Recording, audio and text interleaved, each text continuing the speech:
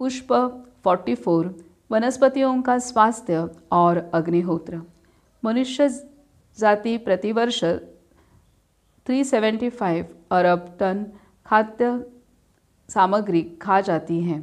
इसका बड़ा भाग सीधे प्राप्त होता है वनस्पतियों से, जो सूर्य की रोशनी की मदद से हवा और धरती में से उसका अन्न निर्माण करती हैं।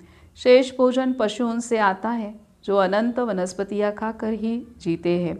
सूर्य की रोशनी, हवा, धरती और पानी से पोषक तत्व ग्रहण कर ये वनस्पतियाँ हमारा खाद्य निर्माण करती हैं, परंतु प्रदूषण के कारण उपरोक्त चारों तत्व सत्वहीन हो चुके हैं। आज वनस्पतियाँ इनके पोषक तत्व नहीं पा रही हैं, इनसे पोषक तत्व नहीं पा रही हैं। आज इसलिए समस्या अधिक अन्नोत्पादन तक सीमित नहीं रही, बल्कि यह भी एहसास किया जाने लगा है कि जो अन्नोत्पादन हो वह पोषक तत्वों से पूर्ण, सत्वयुक्त एवं शुद्ध हो। हमारे देश में समय पर वर्षा होना समस्या का विषय है, बल्कि अवर्षा या अतिवर्षा के कारण फसलें चौपट होने के वाकये बढ़ते जा रहे हैं, या प्रलयंकालीन बाढ़ आती है या फिर सूखा पड़ता है। प्रकृति का वर्षा चक्र अनिश्चित, असंतुलित हो गया है।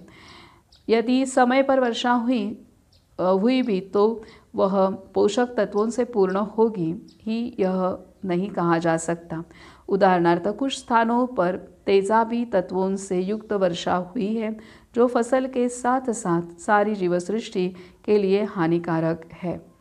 नदी, नहरें, तालाब एवं कुएं हमारी कृषि के लिए सिंचाई के साधन हैं, परंतु इनसे सिंचाई के लिए प्राप्त जल भी प्रदूषित हो गया है या होता जा रहा है। क्लोराइड्स, पेस्टिसाइड्स तथा अन्य जहरीली दवाएं पानी में भारी मात्रा में मिलती हैं, जिससे ये विशाल जल भांडार निर्जीव होता जा रहा है।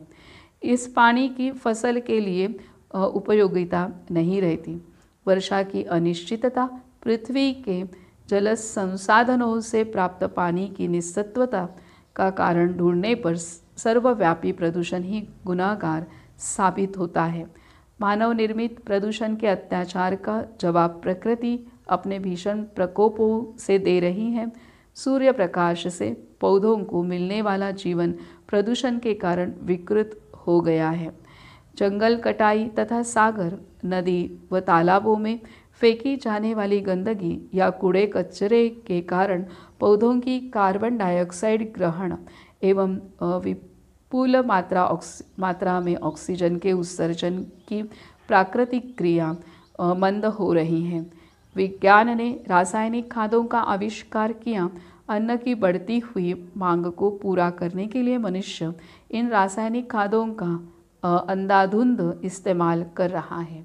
इन खादों के प्रयोग से कृषि भूमि की मिट्टी के गुण, सच्छिद्रता, भुरभुरा होना, चिकनाई तथा जलधारणा करने की क्षमता खत्म हुई। अनाज उत्पादन में सहायक जीव जीवाणु एवं खनिज नष्ट हुए। रासायनिक खादों एवं कीटनाशक दवाइयों के छिड़काव के दुष्परिणाम अनाज पर पाए गए। हाल ही में इंस्टीट्यूट ऑफ साइंस बम्बई के वैज्ञानिकों द्वारा स्थानीय फलों एवं सब्जियों की जांच करने पर विश्व स्वास्थ्य संगठन WHO द्वारा निश्चित मात्रा से कहीं अधिक मात्रा में सब्जियों एवं फलों में कीटनाशी जहरीली दवाओं के अंश पाए गए। हमारे नित्य के भोजन में 0.27 मिलीग्राम हिस्सा DDT का रहता है। अतिरिक्त प्रदूषण एवं पेस्टिसाइड्स के कारण वनस्पति स्वास्थ्य अत्यंत कमज़ोर हो चुका है। ऐसे समय खेत में भी अग्निहोत्र करना अत्यंत आवश्यक है, जिससे फसल का स्वास्थ्य सुधरता है। पुष्पाधार अग्निहोत्र चिकित्सा, पुस्तक माधव आश्रम, भोपाल।